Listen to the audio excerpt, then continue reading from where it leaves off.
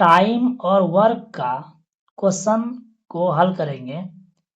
और ये क्वेश्चन है कि ए किसी कार्य को 8 दिन में कर सकता है, बी उसी कार्य को 21 दिन में कर सकता है। यदि वे एक साथ 3 दिन कार्य करते हैं तो कार्य का कितना भाग पूरा हुआ। ये कह रहा है कि ए जो है किसी कार्य को 8 दिन में करेगा। मान लीजिए ए आदमी है और ये जो कार्य को पूरा करता है 8 डे में, और बी जो है उसी कार्य को पूरा करता है 21 दिन में। तो सबसे पहले हम ये दोनों को एलसीएम निकालेंगे, और 8 और 21 का जो एलसीएम आएगा 168।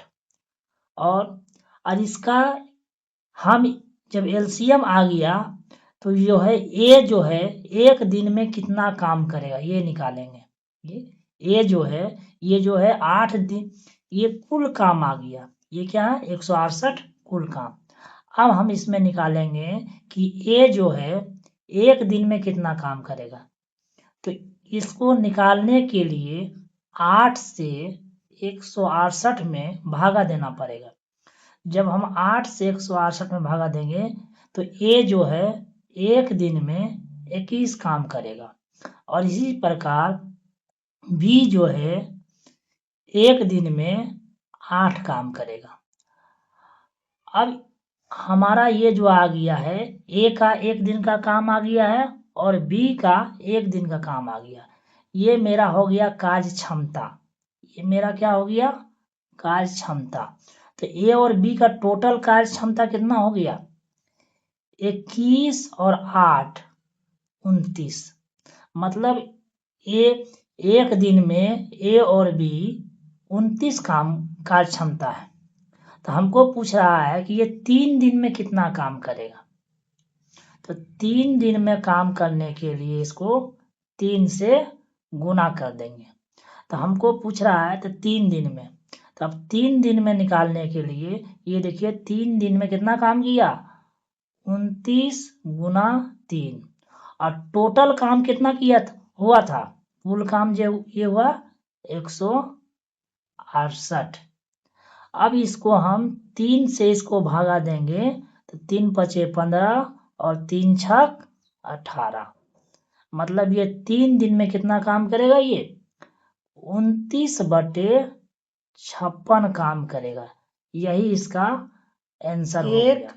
लंबवृत्तीय शंकु की ऊंचाई 5 सेमी तथा आधार की त्रिज्या 12 सेमी है, तो शंकु के वक्र पृष्ठ का क्षेत्रफल क्या है।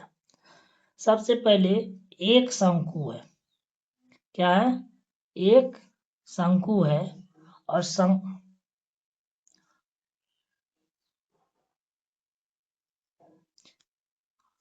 और इसमें हमको दिया हुआ है आधार की त्रिज्या, ये त्रिज्या दिया हुआ है 12 सेमी और ऊंचाई दिया हुआ है 5 सेमी। तो हमको जब इसमें तो हमसे पूछ रहा है कि वक्र पृष्ठ का क्षेत्रफल क्या होगा। तो वक्र पृष्ठ का क्षेत्रफल पूछ रहा है। वक्र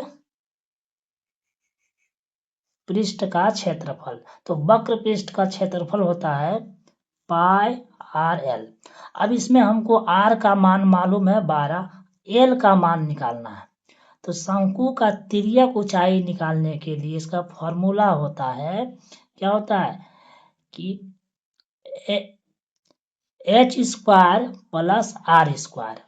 अब देखिए h का जो मान दिया हुआ है 5, तो 5 का स्क्वायर 25 हो जाएगा, और r का जो मान दिया हुआ है 12, और 12 का स्क्वायर 144।